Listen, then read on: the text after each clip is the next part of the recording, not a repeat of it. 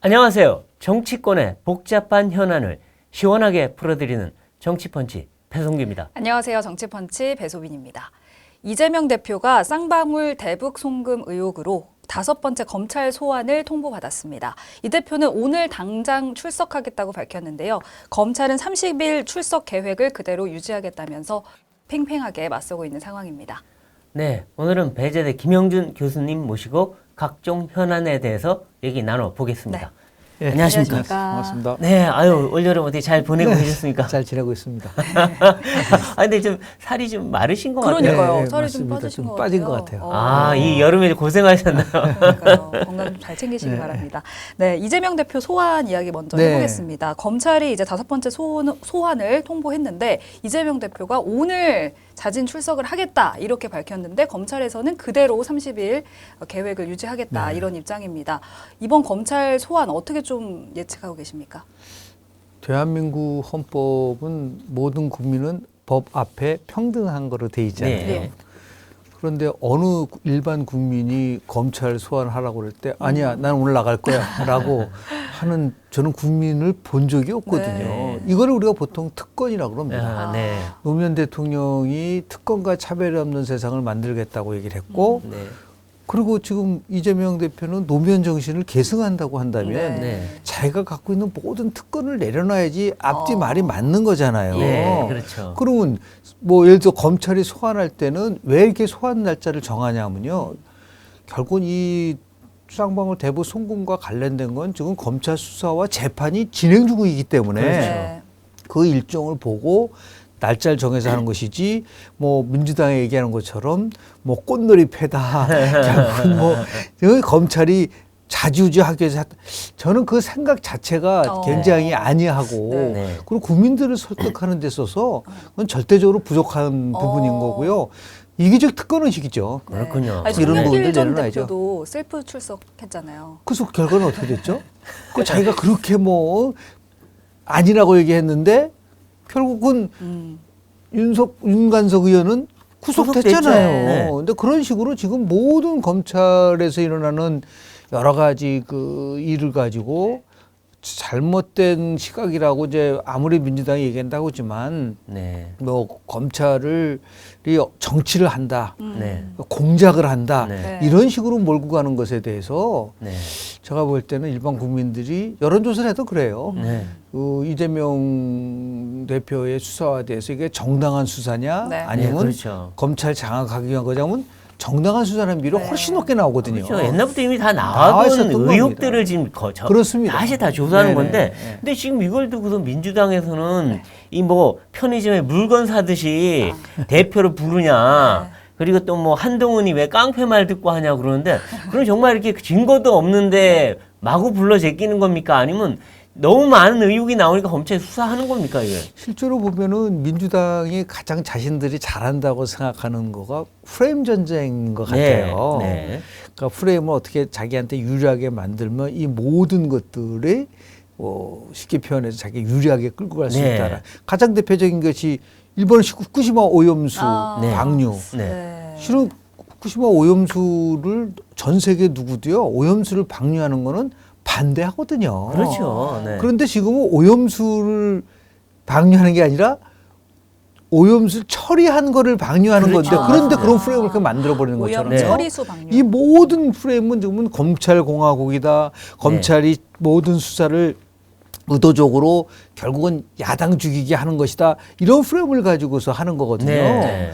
그런 것들을 봤을 때 일반 제가 모두에서 얘기했지만은 이재명 대표가 왜 대선 패배하고 나서 그 짧은 시간에 네. 당대표로 복귀했는지에 그렇죠. 대한 배지 것들이 달고 당대표하고. 네, 방탄을 하기 위한 그렇죠. 당대표 더 나아가서 민주당과 네. 국회를 자신의 방탄을 위한 도구로 삼으려고 한다라는 그렇죠. 나름대로의 구상 속에서 진행이 되니까 네. 모든 것은 그 방탄의 프레임, 이제 거꾸로 이제 그렇죠. 프레임인 거죠. 방탄 프레임 속에서 설명을 하면은 왜 지금 민주당이 이렇게 행동을 하고 그렇죠. 이재명 대표가 왜 저렇게 정치적인 행태를 보이는가를 알 수 있는 어느 정도 단서를 우리가 볼 수 있을 그렇죠. 거라고 지금 봅니다. 167석 원내 최다석의 네. 일당을 가진 당이 이재명 대표 방탄하느라고 여념이 없어요. 그러니까 이게 국정이고 뭐고 다 그냥 네. 혼란에 빠지는 거 아니겠습니까? 이제 뭐 조만간 이재명 대표가 취임 1주년을 맞이하거든요. 네. 예. 8월 28일이죠. 네. 다음 주죠. 예. 그 제가 이제 이재명 대표 1년간을 나름대로 이렇게 쭉 분석을 해보면서 제가 내린 결론은 이재명 대표는 오무 정치에 오. 늪에서 오무 정치. 벗어나지 못하. 네. 첫 번째는 민생은 없고 네. 방탄만 네. 있다. 아. 그래서 다 모두 방탄으로 네, 지금 그렇죠. 끌어가고 네. 있지 않습니까? 두 번째는 네. 당내 민주주의는 없고 사당화만 아, 있다. 네. 예. 그렇죠? 네. 혁신은 사라졌어요. 네, 혁신은 그렇죠. 없고 꼼수만 네. 있다. 네. 그리고 성과는 별로 그렇게 크게 드러난 성과는 없어요. 그렇죠. 네. 그리고 결국은 대여 투쟁만 아, 그렇죠. 이제 투쟁 벌이는 뿐이죠. 부분들이 네. 있고요. 가장 중요한 것이 있죠. 내 탓은 없고 내 남 탓만 탓만. 있다. 남탓만 그러니까 이 다섯 가지로 네. 취약이 딱 되니까 음. 결국은 이 모든 것은 이재명 대표의 사법 리스크에 대해서 네. 지난 1년간 모든 것을 집중하다 보니까 정말 그 김대중 전 대통령 같은 경우는 서민과 중산층을 위한 정당을 만들겠다고 그러고요. 네. 그리고 더 나아가서 한일 관계를 미래 발전적인 방향으로 끌고 가겠다 그랬고 네. 그리고 노무현 전 대통령만 하더라도 나는 좌파 신자유주의자다. 네. 국익을 위해서는 한미 FTA를 체결했지 않습니까? 예, 예. 그리고 김대중 노무현 전 대통령만 해도 그 당시에 야당은 나름대로 실용과 네. 그리고 더 나아가서 국익이라는 것을 가지고서 움직였는데 네. 저는 현재 민주당은 김대중 노무현 전 대통령의 정신을 계승하는 것이 아니라 오히려 파괴하고 있다. 그렇죠. 맞습니다. 그래서 저는 현재 그 더불어민주당이라는 그 정당이 우리 전통이 있는 민주당의 과연 격에 맞는 건가. 네. 그런 면에서 국민들도 한 1년을 네. 지켜보면서 가장 최근에 제가 그 여론조사 결과를 분석을 해보면 민주당의 지지도가 한 몇 달 사이에 이제 급격하게 하락하고 있는 거가 나와요. 네, 그렇죠. 특히 이제 서울 또 경기 수도권 네. 이런 것들이 전부 다 방탄을 위한 어. 이재명 지키기에 대한 네. 것을 너무 그렇죠. 지나치게 몰고 예. 가니까 민생을 바라보고 있는 국민의 입장에서는 당연히 네, 그렇죠. 저항하고 네. 그리고 네. 분노할 수밖에 네. 없지 않을까라는 생각을 좀 하게 방탄을 하고 됩니다. 있지만 지금 이제 이재명 대표가 점점 코너에 그렇습니다. 몰리고 있는 상황인 게 김성태 전 회장이 입을 열지 않았습니까? 네네. 그렇죠. 이제 이화영 전 부지사 재판의 증인으로 출석을 해가지고 이재명 대표와 대북 송금 중요한 순간마다 통화를 했다. 네. 네, 이렇게 밝혔습니다. 지금 여러 증언들이 나오고 있어요. 네. 쌍방울 대부 송금과 관련돼서 지금 이제 김성태 회장이 얘기한 부분들도 있지만 핵심은 이화영 그렇죠. 전 부지사가 보고했다. 마음을 바꿨거든요. 네. 그렇죠. 왜냐하면 이제 대신해서 쌍방울을 대신해서 송금을 부탁했다. 네. 그걸 보고했다 그랬어요. 그렇죠. 그래서 저는 이제 예상을 했어요. 잘 아시잖아요. 네. 프리저스 딜레마 게임, 네. 제스의 딜레마 게임. 아니면 자기가 다 자기가 다 뒤집었어요. 뒤집어 쓰기 네. 때문에 제스 두 명을 갖다 놓고 네. 자백을 하면은 나름대로 형량을 좀 낮춰주고 그렇죠. 만약에 끝까지 우기면 네가 모든 죄를 네. 뒤집어 쓴다. 그러면 당신 지시한 누군가 있잖아. 그 사람만 그렇죠. 거기가 주범이면 이건 종범이 돼요. 근데 거꾸로 얘기를 해보세요. 만약에 진짜 보고도 안 하고 그렇다면 아니 이화영 전 지사 무슨 왜? 지사가 할 이유 자기 할 그렇죠. 이유가 없잖아요. 그러니까요. 어떠한 사건이 나왔을 때 그 동기를 보는 것이고 그렇죠. 그 동기가 누가 받으라도 네. 그럴 수 같다라고 해야지 되는데 네. 제가 볼 때는 이 부분에 대해서는 뭐 예. 지금 뭐 대장동, 백현동, 뭐 네. 쌍방울, 대북, 송금 등 이 여러에서 핵심이 결국 이제 더 중요한 게 있습니다. 이 모든 게 언제 일어난 거죠? 민주당 때 일어난 건가요? 그러니까요. 아니 성남시장하고 경기도지사 때 나온 거니까 그러니까. 민주당과는 상관없는 상황에 네. 관련돼서 왜 민주당이 이런 식으로 다 그냥 그 이재명 방탄으로 그러니까요. 오인하는 것에 대해서 정통 민주당을 지지하는 많은 사람들이 네. 이제 서서히 떠나고 이탈하고 있다. 있고 예. 떠나고 있다는 그렇죠. 것을 깊이 저는 깨달아야 될 거라고 그리고 봅니다. 지금 이제 이 이화영 그 대북 송금 사건에 보면 지금 희한한 일들이 워낙 네, 많이 벌어져요. 그렇죠. 이화영 전 부지사 부인이라는 사람이 나서서 남편한테 막 호통을 치고 또 변호인이라는 사람 나왔고 갑자기 변호인이 아니라 이 사람은 무슨 이화영 말 못하게 막는 사람처럼 갑자기 재판부 기피 신청을 하고 네. 말이 안 되는 일들이 연달아 벌어지고 있어요 지금. 그러다 보니까 재판이 제대로 열리지도 못하고 국선 변호인을 선임하는 희한한 사태까지 가는데 이거 완전 입 틀어막기 재판 아닌가요 이거? 그거를 이제 그 한동훈 법무장관이 정확한 용어로 저는 설명을 했다고 아. 봅니다. 사법방해죠. 아 사법방해. 이 사법방해의 죄는요, 미국에서는요, 아주 중범죄로 다스립니다. 네. 근데 우리는 아직까지 그 사법방해에 대한 법률적인 나름대로의 그 규정이 정확하지 않기 때문에 그렇죠. 이런 부분인데 또 우리 한동훈 법무부 장관이 그런 거 보면 참 그 스마트한 것 같아요. 이번에 뭐 회기 쪼개기 비슷한 식으로 해가지고 네. 우리가 할 테니 비회기 중에 영장을 청구하라고 얘기를 했더니 네.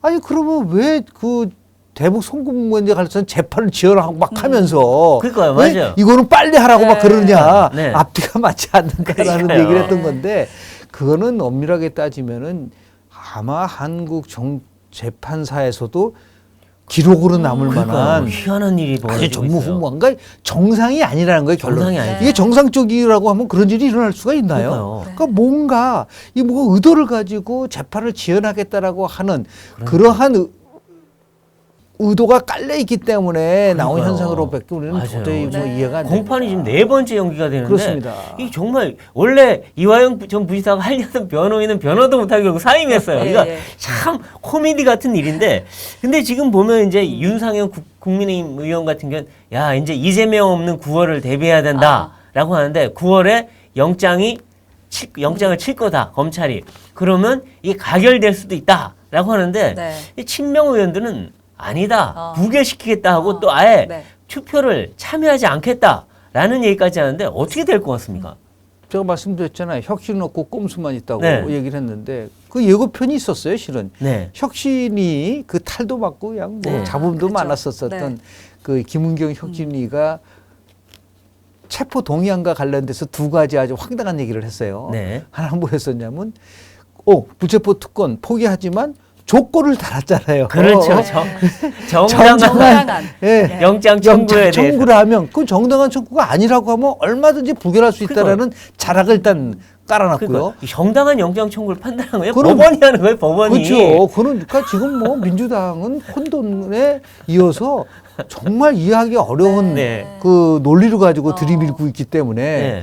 그래서 이제 이게 아직 간단한 문거든요. 지금 이제 원래대로 하면은 나는 박강원 원내대표도 굉장히 실망스러운데 네. 박강원 원내대표도 이제 이런 의정 전체를 책임지는 분이신데 네. 이걸 벼랑간 30일로 된 임시국회를 22일로 단축 쪼개가지고 예. 그 비회기 때 내오라는 거야. 아, 아니 정기국회 때 영장을 청구하나 일반 회기 때 청구하나 그 뭐가 다르다는 그러니까요. 거죠? 네. 불체포를 특권했다고 자기가 얘기를 네. 했는데 네. 간단해요. 이재명 대표의 자기가 순수하게 하려면 정기국회 때에 체포동의안이 나오면요. 민주당 국회의원한테 이거를 반드시 처결시켜 주십시오. 통과시키면 통과시키시면 제가 바로 됩니다. 법원 가서 제가 바로 법원 갑니다. 자신 있게 당당하게. 그러니까요. 그러면 되는 거지. 그게 그거요. 무슨 뭐 정기국회 때 아니, 뭐 회기를 왜 영장을 쪼개고. 청구하면은 민주당을 죽이는 거고 나는 그게 논리적으로 성립이 안 된다고 보고 있고 네. 지난번 대장동 그 특혜 의혹과 관련돼서도 스스로가 당당하게 영장실시 심사를 받았으면은 받으면 저는 되죠. 좀 궁금해요. 네. 어떤 결과가 나올까. 그러니까. 오히려 우리가 이렇게 얘기하면 좀 그렇지만은 그렇게 많은 국민들에게 이게 검찰이 조작하고 장악하려고 했던 거라고 한다면 그러면 우리 법원이요 나름대로는 네. 판단을 할 거 아니겠습니까? 그렇죠. 그러니까 영장실질 심사를 오히려 바꾸는 것이 정상인 것 같은데 그렇죠. 자꾸만 뭐 어떠한 명분을 가지고 이 방탄을 한다고 얘기하는데 두 가지 가능성이 있다고 봐요. 첫 번째는 이제 가결이 안 되고 또 부결됐을 경우. 네. 예. 그럴 경우는 저는 이제 결국은 친명 대 비명의 새로운 내전이 시작된다. 네. 그러니까 왜냐하면 이낙연 전 대표가 이재명 대표를 만나서 여러 가지 얘기했지만 딱 두 단어예요. 네. 도덕성과 민주주의거든요. 예, 그렇죠. 도덕성과 민주주의를 강조했다고 한다면 이건 비도덕적인 거잖아요. 그렇죠. 또 그게 자기가 자기네들 불체포 특권을 네. 한다고 얘기를 했는데 이걸 어떻게든 간에 뭐 예를 들어서 집단 퇴장 같은 경우는 성립이 안 되는 게 그거는 그 다음 회기 때 또 하게 돼 있기 때문에 그거는 별로 이렇게 실익이 네. 없는 그 수단인 것 같고요. 그래서 만약에 이제 부결이 되는 게 아니라 가결이 됐을 되면? 때는 네. 아하. 세 가지 시나리오가 나옵니다. 네. 첫 번째 시나리오는 본인 스스로가 감옥에 가더라도 끝까지 총선을 끌고 가겠다라고 하는 공천을 옥중 하겠다. 입중 공천. 네. 야. 이게 이제 제 일환이에요. 예. 그렇죠. 그 얘기 이미 했어요. 했었잖아요, 정청호 제가. 의원이 대표직 유지해야 된다. 그게 제 일환. 친명 중심으로 가자. 좀 태도. 제 이하는 뭐냐면 그래 내가 질서 있는 퇴진을 하고 네. 그리고 나서 조기 전당대회로 가는 겁니다. 그게 이제 그 두 번째 아니고 네. 마지막 세 번째는 결국은 비대위 체제로 가는 거를 승인하는 거죠. 아. 그런데 민주당 당원 동기를 보면 재밌어요. 네. 이 조기 전당대회를 하기 위해서는 8개월 미만일 경우는 중앙위원회에서 뽑고 네. 8개월 이상이 나오면은 조기 전당대회를 해야 돼요. 네, 네. 그게 이제 12월 28일이거든요. 아. 그러니까 12월 28일 전에 만약에 사퇴를 하게 되면은 네. 그 조기 전당대회를 해야 되는데 그럴 경우는 박강원 원내대표가 임시 대표를 맡아가지고 이제 새 지도부를 뽑는 거죠. 네. 그런데 12월 28일 이후에 하면은 친명이 중심이 된 중앙위원회를 통해서 하기 때문에 친명 대표를 뽑을 수가 있는 거예요. 그게 그래서 이재명 대표의 12월 사퇴설이 그렇게 해서 나오는 겁니다. 네. 그러면 12월 28일 이후에 이후에 사퇴할 수. 근데 제가 뭐 시나리오니까 네, 네. 어떤 거를 가져갈 것이냐라는 문제가 이제 남아 있고 아. 세 번째 이제 옥중에서도 계속 버틴다. 계속 이제 그를 버티는 거죠. 근데 그럴 수가 있고 그 시나리오니까 네, 뭐 네. 어떤 것이 될지는 뭐 네. 세 번째 시나리오는 이제 비대위 체제를 해야 되는데 민주당 당원 당규에 따르면 네. 지금 전부 다 최고위원 8명이 있거든요. 네. 그중에 5명이 친명이에요. 네. 근데 대표만 퇴진했다고 비대위를 가지 못합니다. 아. 최고위원의 과반수 이상이 비대위로 전환을 찬성을 해야만 되기 때문에 네. 그러니까 끝까지 버티면 안 되는 거예요. 네. 그러면 이제 이재명 대표가 우리 비대위로 가자라고 하면 여기에 이제 전제 조건이 있는 거죠. 누구를 결국은 한다? 누구로 비대위원장을 네. 할 거냐. 그럼 이재명 마음대로 하냐? 아니 이재명들 하냐 아니면은 야 이제 이러면 안 되겠다. 우리 그러면 친명과 비명이 합의하는 사람을 비대위원으로 가져가자. 네. 그래서 지금 뭐 여러 뭐 정치권에서 얘기는 김부겸 전 총리를 네. 뭐 비대위원장으로 해야 되지 않느냐는 말도 이재명 나오고. 대표가 믿을 수 있을까요? 그러니까요. 그래도 그럴 바엔 차라리 자기가 믿을 수 있는 사람. 그쵸. 근데 그렇게 안 되면은 그 정청래 의원 이런 분 또 하면 어떻게 돼요? 근데 당을 깨겠다는 선언이죠.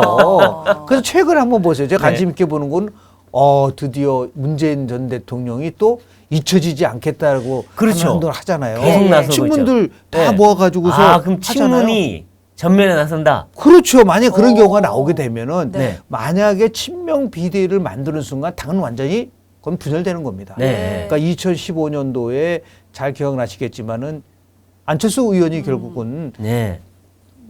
문재인 대통령에 대해서 결별을 선언하고 그렇죠. 국민의당을 만들었는데 네. 38석의 돌풍을 그렇죠. 일으켰어요. 그렇죠. 예, 호남 28석 중에서 23석을 그렇죠. 가져갔단 말이에요.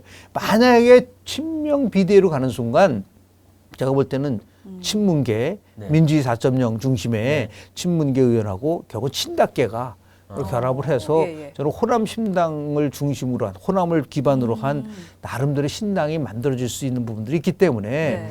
결국은 다만 2016년도가 굉장히 흥미로운 총선이었었는데요. 네. 그 당시 왜 흥미롭냐면 야당이 분열됐어요. 그렇죠. 분열됐는데 분열됐는데 민주당이 123석으로 일당이 됐어요. 한석 차이로. 그 아련한 추억 속에 네. 우리가 분열돼도 이길 수 있다. 만약에 이제 이재명 대표가 그런 쪽에다 집중을 한다면 그래 우린 친명 비대위 만들 거야. 네. 이렇게 갈 수 있는 가능성이 있는데 정말 민주당도 살고 본인 스스로도 살라고 한다면 저는 모든 것을 내려놓는 다시 얘기해서 책임지는 용기, 예. 책임지는 책임질 리더십을 이제 1년도 이제 가까우니까 네.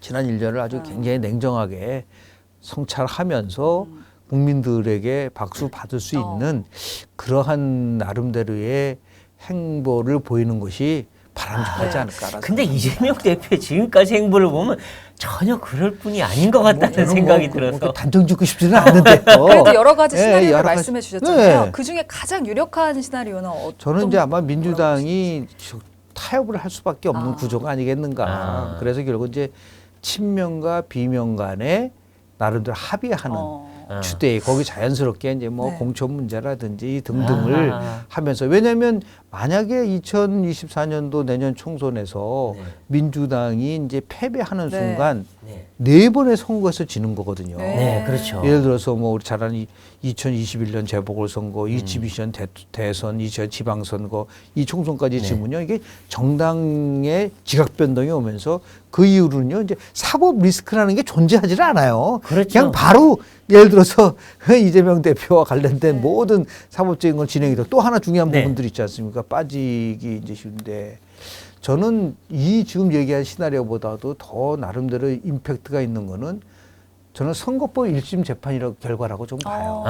네. 허위사실 공포죄로 이제 1심. 네. 3월 3일 날 첫 재판이 시작됐거든요. 뭐 네. 참고로 대선 과정 속에서 허위사실을 유포했다. 그리고 지난 경기도지사 선거 네. 때요. 허위사실을 유포했다라는 부분인데요. 그 김문기 씨 아느냐 모르냐. 네. 근데 누가 봐더라도 알 수밖에 없는데 근데 나는 그 말도 처음 들어요. 안면 인식 장애라는 그 용어도 그거는 주관적인 거지 객관적인 게 아니다. 와. 그 단어도 참 네. 보면은 그러니까요. 어유 이거 어떻게 이런 단어를 생각해냈을까? 그리고 그러면은요 정치하면 안 돼요. 그러니까요. 맞죠. 딴 건 다 기억하는 아니, 분이 그런 우리 건 기억을 두 못한다? 분은 저를 기억하시죠? 그러니까요. 기억하셔야 돼요. 아니, 그런데 지금 해외여행 같이 가고 요트까지 같이 탄 사람을 기억을 못하면 아니, 근데 그러니까 부모 형제도 기억 못해요. 그 정치에 결정적인 그 하자가 있기 때문에 그러니까요. 그런 분이 정치하면 안 되죠. 맞습니다. 그리고 국토부에서 협박했다, 뭐 박근혜 형 협박했다는데 그런 문서는 아무것도 없어요. 그러니까 그래서 이 재판 결과가 1심에서 만약에 100만 원 이상이 나오면 이게 굉장한 파괴력이 있는 거예요. 그렇죠. 민주당 비록 망해요. 1심이지만 뭐 400억 이상을 토해내야 되고 그러니까요. 그리고 뭐 1심이지만 그래도 이게 대법원까지 그러면 가겠죠. 네. 대법원 지금 어떻게 되고 있죠?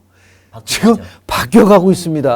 그렇죠. 대법원장 김명수는 표가 없습니다, 이제. 없습니다. 더 이상 김명수는 없다. 네. 거기서 뭐 과거와 같은 그렇죠. 그런 거를 기대하기는 이상한 일이 벌어지기, 그러니까 어려워요. 김명수 체제 때 다 죽었던 이재명을 살려줬잖아요. 권순일이. 그래서 이재명 대표가 선거법 1심 원래대 선거법에 보면은 1심 판결은 6개월 내에 하게 돼 있어요. 그러니까 지금 너무 끌어요. 네. 그래서 그 6개월, 3개월, 3개월이거든요. 네. 그러니까 1년 내내 끝나게 돼 있으면 내년 3월 3일까지가 1년이잖아요. 네. 그런데 1심에서 나오면 9월에는 1심이 나야 돼요. 그러니까. 그렇습니다. 그래서 저는 나와야 되는데 지금 뭐 재판 과정이 그것도 조금씩 이제 연기되는 바람에 그런데요. 여하튼 1심에서 100만 원 이상이 나오게 되면 중요한 거는 이재명 대표는 다음 대선에 나올 수 없다는 나와. 거가 되기 때문에 네. 엄청나게 끝이에요, 끝, 그 그냥. 민주당 의원들의 동요가 있었을 뿐만 네. 아니라 그럴 경우에 과연 공천권을 장악할 수 있을 것인가 네. 이런 부분들이 나오기 때문에 아까 제가 얘기한 제3 시나리오 말고도 그렇죠. 선거법에 대한 1심 판결이 굉장히 중요한 그렇죠. 변곡점이 될 수 있는 아. 가능성이 저는 있다고 좀 봅니다. 그렇죠. 네. 그렇죠. 1심에서 당선 무효형 그렇습니다. 이상 나오면은 네. 이건 뭐 걷잡아서 무너질 수 있다. 있는 그런 부분도 나오지 그렇군요. 않습니까? 네, 네, 맞습니다. 알겠습니다. 네, 그리고 오늘 이제 일본이 네네. 1시에 후쿠시마 오염수 방류가 예정이 되어 있는데 어제 이제 민주당이 촛불 집회를 가졌고 네네. 주말에도 광화문 집회 뭐 하겠다 이런 계획인데 국민의힘에서는 이 모든 민주당의 행태가 국민을 불안하게 만드는 공포 마케팅이다 맞아요. 이렇게 비판을 하고 있습니다. 교수님의 생각은 어떠신지요? 저는 일본 후쿠시마 오염수와 관련돼서 계속 지속적으로 얘기했었던 부분들이 있는데요. 첫째는 전 세계 오염수를 방류를 찬성하는 사람이 있을까요? 그렇죠. 저는 없다고 봅니다. 그러니까 생활하수 공업 우리 지금 서울시요. 한다고 누가 좋아하겠어요? 생활 그죠? 폐수를 정화해서 정화하는 거죠. 뭐 그런 논리대로하면 그것도 잘 안 되는 거예요. 정화물도 방류가 안 된다. 안 되는 거예요. 아니, 말이 안 되죠, 그런 그러니까. 면에서 봤을 때 이게 나름대로 네. 문제가 있을 수 있다라는 부분들이 있지만 또 오염 처리수를 예를 들어서 네. 방류하는 문제라는 걸 말씀을 좀 드리고 싶고요. 두 예. 번째는 자 그렇다면 문재인 정부 때는 어땠냐는 거죠. 문재인 정부 때도 뭐라 그러냐면 정의용 외교부 장관이 IAEA 결과를 존중하겠다고 그렇죠. 그랬었어요. 거기에 따르겠다고 했어요. 따르겠다 그랬어요. 네. 그럼 그때는 아무 말도 안 했었던 민주당이 그러니까요. 왜 벼랑간 이 IAEA 결과가 나왔는데 네. 더 중요한 거는 자 이제 일본이 이제 오염수를 방류를 하면은 네. 그 방류된 게 제일 먼저 도달하는 데가 어딜까요? 저기 미국 캐나다. 쪽이요. 미국, 안료산 캐나다. 열도 쪽, 안료산 열도 쪽. 그쪽이잖아요. 네. 예. 그럼 거기서 막 반대가 나와야 되잖아요. 조용해요. 우리는 거기다가 이제 그게 다시 와서 오는 거기 때문에 네. 그런데 왜 그러면은 캘리포니아에 있는 그쪽 캐나다 쪽의 사람들은 이것에 대해서 그러니까요. 반대를 하지 않죠. 그게 미국, 캐나다, 다시 미국, 멕시코 거쳐서 다시 적도로 왔다가 필리핀이나 다 그 태도국 다 거쳐서 올라온 거잖아요. 네. 근데 그런 게 설명을 좀 해봐라. 네. 또 세 번째는 뭐냐면 왜 그 오염수 처리수를 반대하죠? 아니 예를 들어서 그 오염 처리수 나오는 물질에 대한 거죠. 네. 예? 그러면 중국 원자력 발전소에서 나오는 삼중수소 같은 경우는 지금 후쿠시마 오염 처리에서 나오는 게 50배라고 얘기를 그러니까요. 하면은 지금 양이 50배래요. 왜 중국에다가는 항의 안 하죠? 그러니까 서해는 거기다 갇힌 바다인데 네. 거기는 왜 얘기를 안 해요? 왜 안 하죠? 그러니까 제가 얘기하는 건 묻고 싶어요. 민주당한테. 이것에 대한 대답을 해줘야지만이 국민들에게 자기들의 주장을 받아들일 수 있는 건데 하나 흥미로운 거는 여론의 흐름을 보면요. 네. 지금 보십시오. 한 2달 정도의 여론 흐름 보면 급격하게 민주당 지지도가 낮아지고 있어요. 네. 추락하고 있습니다. 그런데 그 몇 달 동안에는 아주 강력한 아주 파상적인 대여 투쟁을 했거든요. 네. 가장 대표적인 게 일본 후쿠시마 네. 오염 처리수 네. 괴담을 방류 엄청 반대했죠. 퍼뜨렸죠. 예. 네. 서울 양평 고속도로 특혜 의혹 네. 했죠. 네. 그리고 지금 잼버리 네. 세계 잼버리 대회도 정부가 잘못해 온갖 지금 다 했는데 근데 왜 지지율이 떨어지죠? 그 말은 뭐냐면 지금 민주당이 얘기하는 이런 각종 네. 나름대로의 주장이라는 게 설득력이 없다는 것을 보여주는 것이다라고 밖에 네. 해석이 안 된다라는 그렇죠. 거죠. 지금 보면 야당이 연일 이렇게 하면서 네. 이 이재명 대표는 제2의 태평양 전쟁이다 했는데 태평양 전쟁의 당사국은 미국이에요. 우리가 아니라. 근데 미국은 조용해요. 근데 이게 어떻게 태평양 전쟁이 됩니까? 저는 지금도 보면은 몇 가지 이해 못하는 부분들 좀 있었는데요. 2008년도 미국산 소고기 먹으면은 광우병에 걸린다. 그래요. 내성성 구멍 타기라고. 네. 그 제가 그랬어요. 그러면 제가 제일 광우병에 걸릴 가능. 제가 이제 미국에서 유학생활을 했거든요. 네네. 그때 이제 미국산 소고기 먹었는데 네. 이 불쌍한 유학생은 프리미엄을 못 먹고 그래서 먹었어요. 그렇죠. 맞아요. 그러니까 제가 이제 광우병에 걸려야 돼요. 네. 그런데 광우병에 걸리지 안 걸리죠. 않잖아요. 미국에 지금 이 인구가 3억 3천만 명인데 네. 안 걸리잖아요. 안 걸려요, 두 번째, 지금도 아마 기억나실 거예요. 좌파 세력들이 인천공항을 개항하면 재앙이 될 거다. 뭐 안개가 낀다, 껴서 철새가 뭐, 들어와서 뭐 엔진으로 들어간다, 고속도로가 외길이기 네. 때문에 완전히 차례. 인천공항 없다고 한번 생각을 한번 해보세요. 그러니까요. 지금 맞아요. 대한민국의 전 세계의 글로벌 허브로 네. 마찬가지거든요. 지금 사드 이 문제 때도 가지고 몸이 튀겨진다고. 그렇죠. 그럼 뭐 전자레인지뿐만 아니라 휴대폰보다 낫다는 거 아니에요. 그런데 그게 다 지나고 나면 첫 번째 사과를 안 하잖아요. 안 하죠. 안 하죠. 이것도 이제 끝나고 나면은 뭐 다른 또 또 흐지부지 문제 할 가지고 거예요. 또 다른 걸 가져가니까 그래서 일본 후쿠시마 오염수와 관련돼서는요. IAEA를 믿고 IAEA가 지금 끝난 게 아니잖아요. 네. 계속해서 항시 하고 우리 윤석열 대통령도 계속해서 모니터링 해가지고 문제가 발생이 되면 즉각적으로 그렇죠. 중단하겠다고 얘기를 했기 때문에 맞아요. 그게 그런 중요한 부분들이 중요한 것인데 네. 그러니까 아까 뭐 이런 말씀하신 식으로. 대로 오염수를 배출한 게 아니라 오염수를 처리수. 정화한 그렇죠. 그걸 물을 배출하는 거. 그것도 그렇죠. 그것도 위험도가 기준치 아래인지 위인지 매일 측정하겠다는 거예요. 모든 지점에서. 그렇죠. 그게 넘었으면 네. 괜찮은 게 우리도 아니 생활 하수들 다 정화해서 아유, 그럼요. 기준치에 맞게 강에 그럼요. 방류하잖아요. 그럼요. 그러니까 우리 원전에서도 매일 그게 나와요. 그 원전 수가. 근데 그것도 다 처리해서 정화해서 바다로 내보내는 거예요. 그러니까 지금까지 아까 얘기한 뭐 우리가 광우병, 사드, 인천공항 등등 하면서 나온 결론이 있잖아요. 네. 선동은 과학을 이길 수 없어요. 그러니까 진실이 있는 거잖아요. 네. 팩트를 중심으로 네. 가져가는 건데 그걸 그동안 많이 해서 실패를 했으면 뭔가 좀 바꿔야 될 텐데 그런 면에서 보면은 조금 아직까지도 네. 민주당이 이런 식으로 해서 결국은 결론은 뭐였었죠? 제가 항상 얘기하죠. 그러니까 5년 만에 정권 뺏긴 거예요. 네. 5년 만에 정권 뺏기는 거는요. 초험이잖아요. 그렇죠. 맞아요. 이례적이잖아요. 맞아요. 그 당시에 온갖 선동을 했고 그 당시에 솔직한 얘기로 보면은 뭐 친북 친중 농선으로 우리가 군사 훈련도 제대로 못했죠. 못했었잖아요. 맞아요. 그런데 그 사이에 북한은 핵을 고도화시키고 그렇죠. 말이죠. 그런데도 한마디로 삶은 소대가리라는 소리를 하더라도 다 듣고도 한 말도 못하고 그냥 그러니까 있었고 머리 숙이고 머리 숙이고 오로지 말이죠. 북한만 예. 바라보는. 그러니까 정권을 뺏긴 그렇죠. 거예요. 부동산 문제는 뭐 네. 국민들로 하여금 엄청난 고통을 주고 네.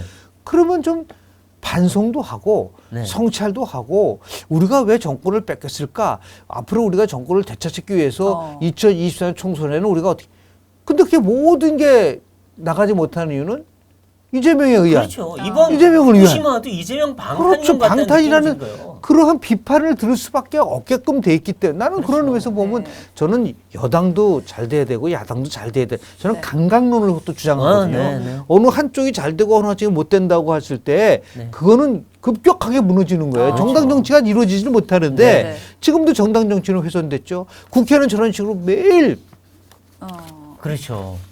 파행을 야당의 네, 파행. 투쟁장이 돼버렸죠. 네, 맞습니다. 그러니까 국민들이 굉장히 이제 피로감을 그렇죠. 그래서 예. 무당층이 30% 이상 높게 나오는 예. 이유라고 볼 수 있는 거죠. 근데 이제 여론을 보면 국민들이 굉장히 불안해하고 있는 것은 사실이거든요. 그렇죠. 그 여론을 좀 잠재우기 위해서는 그거는 이제 안심시키기 계속 위해서는 아까 어떤 말씀드린 방법이 것처럼 정부가 네. 이제 그런 부분들에 모니터링을 대해서 해야죠. 모니터링해서 그 결과를 매일 이렇게 발표를 하는 것이 그렇죠. 좋을 것 네. 같아요. 그 국민 불안은 이해해요. 근데 이걸 과도하게 하면 그 피해가 어디로 가냐면 어민들한테 가요. 네. 아니, 그리고 또- 진짜 안 그래도 지금도 잘 안 드시는데 자꾸 이러면 정말 방류되게 난 오늘날 이후부터는 더 안 드실 거예요. 네. 방류하기도 전에 그러니까 하기도 전에. 막 그때 뭐 저 여러 가지 좀 이벤트들이 그러니까요. 있었잖아요. 손님이 또 그러니까 끊겼다고 지금 똑같은 하더라고요. 일이 반복이 되면은 근데 저는 이제 우리 국민들이 네. 현명할 거라고 저는 믿습니다. 네. 이번에 우리 세계 잼버리 대회 때도 굉장히 많은 나름대로 파행이 그렇죠. 있었지만 결국 마지막에는 우리 사회의 저력을 보여줬던 거와 네. 마찬가지로 그러니까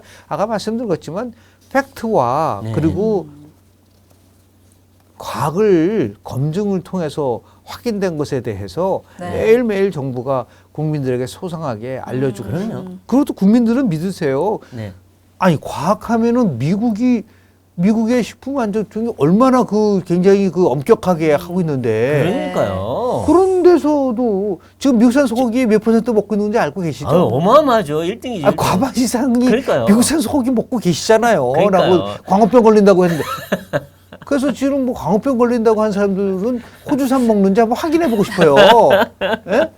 그냥 그걸 믿고 그러니까요. 해야 네. 되지 않겠는가 생각합니다. 네, 그럼 이제 다음 알겠습니다. 이 뭐냐면 지금 김남국 의원 네. 이 코인 갖고 그 난리가 났는데 그래서 징계위에서 국회 윤리위에서 징계한다 그러더니 김남국 의원이 갑자기 불출마 선언하니까 미루자. 해서 이거 징계 의견 밀어버렸어요. 이거 결국 이 핑계로 징계 안 하는 거 봐주기 하려는 거 아닙니까 이거? 한마디로요, 쇼를 하고 있는 거죠. 쇼를 하고 있다. 정치 쇼를 하고 아. 있는데 네. 지금 김남국 의원과 관련된 아니 거액에 대한 코인을 보유하고 있는 거는 큰 틀 속에서 보면은 주식을 많이 갖고 있는 거랑 큰 차이는 없는데 세 가지가 문제인 거예요. 네. 제일 첫 번째 문제는 뭐냐면 국회 차원에서 코인 거래하는 거 좋다 이거예요. 네. 근데 상임위를 하면서 200개 하고 의정 활동을 하고 있는 상황 예. 속에서 그게 가장 죄질이 안 좋은 거예요. 네. 제가 볼 때는 미국의 이제 그 윤리 규범이라는 책이 있어요. 네. 한 400페이지 이상이 됩니다. 음. 그래서 제가 쭉 읽어보면요. 어떤 것까지 규정을 하냐면요. 미국에서는요. 국회의원이 의원회관에서 네. 선거와 관련된 문제를 가지고 외부 인사만 할 수 없어요. 아. 그러니까 선거는 자기 사무실에서 하라 이거예요. 의회에서 하지 말고. 의회에서 하지 말고. 그러니까 아. 의회에서 다 이게 집중되는 거예요. 그렇죠. 네네. 그런데 어떻게 의원이 네. 상임위 활동을 하면서 코인 거래를. 코인 거래를 했다? 네. 그거 자체로 완전하게 이거는 자격 오. 박탈해야 된다는 거. 두 번째는 뭐냐면 입법 활동을 하면서 혹시 이익 충돌과 관련된 의정 활동을 했느냐. 네. 이것도 굉장히 중요한 그렇죠. 하나의 네. 부분인 거예요. 그 세 번째는 뭐냐면 그럼 왜 어디서 돈이 와서 그렇게 큰 거가 됐느냐. 그거는 윤리심사위원회에서 이걸 확인을 할 수가 없어요. 수사를 해야지 알 수 있죠. 결국 수사만이 알 수 네. 있는 거예요. 다만 이 두 가지 상황에 대해서는 국회 윤리심사위원회에서 그 부분에 관련된 것을 얘기해야 되는데 네. 눈물을 보이고 뭐 불출마 선언을 한다고 그게 모든 것을 덮어줄 수가 있어요. 네. 그러니까 한마디로 이런 얘기는 죄송하지만 네. 아주 이게 굉장히 심하게 얘기하면 천박한 논리다. 네. 그런 거 아닌가요? 그렇죠. 국민들 입장에서 봤을 때는 꼬박꼬박 세비 받고 그러니까요. 의정 활동을 해야 될 사람이 저런 식으로 활동을 했는데도 뭐 불출마 선언을 한다고 지금도 세비 지금 받고 게임 있어요. 받고 이런 것들이 대한민국의 국회는 네. 오히려 퇴보하고 있다. 그렇죠. 라는 말씀 좀 네. 드리겠습니다. 그러니까 헌정사상 국회의원이 제명된 게 YS밖에 없는데 그 정도의 행동이냐 이거에 대해서 이제 계속해서 감론. 아니 일각이 YS 대통령이 정말 79년 10월 달에 네. 제가 저 대학교 3학년 때였어요. 네. 근데 제명당했거든요. 네, 그렇죠. 그래서 그 아마 장면 생각이 날지도 모르시겠지만은 제명을 당하시고 나서 YS가 국회의사당을 딱 노려보면서 민주주의는 결코 죽일 수 없다. 네, 네. 당모가지를 비틀어도 새벽은 새벽은 온다. 네. 거기랑 어떻게 김남국이랑 같이 비교를 합니까? 네, 예? 그러니까 그건 정치적인 진짜 제명이었고. 그렇죠. 그건 말도 안 되는 네. 거고 이 부분은 정말 김남국 의원은 네. 나 같으면 스스로 그렇죠. 아유 저가 사퇴를 하고 네. 자숙하고 네. 예? 성찰하고 네. 이렇게 나와야 되는데 제가 항상 얘기잖아요. 후한무치 네, 그리고 더 그러니까요. 나가서 뭐 내로남불 네. 이런 게 아주 뭐 그러니까요. 참 우리 민주당 행태가. 대한민국 예. 정치사에 보면 이제 연도별로 용어 사전이 나오면 제일 많이 나올 게 그거 아닐까요? 그러니까요. 적반하장, 어. 내로남불, 네. 더 나가서 후한무치, 네. 방탄 뭐 등 이런 것들이 참 이제 좀 정치가 좀 더 발전돼서 제가 이제 의회 과정을 한 30년 연구하고 이제 결국은 정년을 했지만은 그것도 계속해서 한국 정치가 정말 잘 되기를 바라고 네. 그리고 여야 모두가 좀 정상적인 정치를 할 수 있는 네. 정치의 정상화를 아주 간절히 바라고 국민들 바랄 거예요. 그러니까요. 네. 그런데 이게 지금 뭐 나오는 그러니까요. 것들을 보면은 네. 뭐 근데 기대할 게 김남국 없죠. 의원 지금 무소속이잖아요. 네. 근데 어떻게 이렇게 당 지도부 친명계가 이렇게 비호를 해주는 건지 그거는 그건 뭐 좀 궁금하거든요. 아니 골수 친명이잖아요. 지금 그러니까요. 뭐 단지 그냥 무슨 뭐 위장 탈당을 이재명의 한 거죠. 대학교 그렇죠. 후배. 후배. 네, 뭐 그러니까 등등. 아주 그거는 친명 최측근이죠. 호소인도 아니에요. 아, 골수 친명이지. 그러니까 나름대로 이렇게 네. 네, 그거를 보호해 주려고 하는 부분들이 네. 생기는 거죠. 네. 네. 마지막으로 네. 이 지금 이제 광주광역시에서 이 정율성이라는 이제 북한 조선인민군 행진곡 만들고 중국 인민해방가를 만든 그리고 6.25 때 그 네. 중국 인민군들 그 동력까지 했던 사람을 지금 뭐 추모하고 기념하고 한다 공원 만들고 뭐 만들 벽화 만들고 난리인데 그래서 지금 이것 때문에 굉장히 비판 여론이 많아요. 근데 네. 이런 분을 우리가 굳이 국가 돈을 들여서 이렇게까지 추모하고 기념을 해야 되나요? 우리나라를 거의 박살낸 분인데. 제가 그거 진짜 처음에는 네. 이게 진짜인가라고 네. 할 정도로 네. 그 제정신이 아니죠. 한마디로 그러니까요. 얘기해서. 그래서 48억을 들여가지고 어마어마한 조성을 돈을 한다고 들여서. 하는데 몇 가지 문제점이 있는 거죠. 일단은 자 보세요. 사람들을 평가할 때는 총체적으로 해야 되는 거죠. 네. 아니 이 사람이 독립운동을 한 것만 가지고서 막 얘기를 한다고 네. 하는데 6.25 때 뭘 했는가? 그러니까요. 대한민국의 수백만 명이 그 고통을 받았던 6.25 때 네. 중공군하고 북한군을 응원하기 위해서 응원하고 와가지고 했었다. 아니 그 상식적으로 그런 사람이 예를 들어서 위한 공원을 만든다? 이게 지금 북한인가요? 그 노래가 그리고 뭐 우리 정말 가곡도 아니고 네. 인민군 해방 군가 만든 분인데 무슨 위대한 음악가예요? 대한민국 아니에요? 그러니까요. 조선민주주의 인민공화국인가 북한인 이게? 것 같아요. 이거 아니 북한. 그건 뭐 잘못됐죠. 그래서 비슷한 게 있었잖아요. 김원홍. 네. 그 관련도 똑같잖아요. 네. 무슨 뭐 문재인 때는 뭐 국가 훈장 준다 뭐 그렇지 않았어? 그랬었죠. 네. 아니 생각해 보세요. 전쟁 때 김일성이랑 같이 내려와서 대한민국을 향해서 그러니까요. 총불을 든 게 아니라 아니 김원봉이가. 전쟁을 일으켰던 네. 사람인데 네. 또 하나 이게 이래서 그런 거예요. 지금 내가 항상 강조하지만 진북 세력이라든지 좌파 세력들은 자꾸만 종전을 얘기하잖아요. 네. 종전선언. 네. 그런데 전 세계의 전쟁사를 보면은요, 종전이 되면 반드시 해야 되는 게 뭐죠? 전쟁 책임론이 나와야죠. 아, 네. 그렇지. 전쟁을 일으킨 사람한테는 응징을 하고 책임을 네. 물어야 되죠. 네. 그런 사람들을 갖다가 차장을 한다는 거 아니에요, 지금? 그러니까요. 아. 그러니까 이런 좀 속된 표현이지만 이건 정말 받아들이기 오죽하면 연평해전에 우리 서정우 네. 가서 어머니께서 이럴 수는 없다.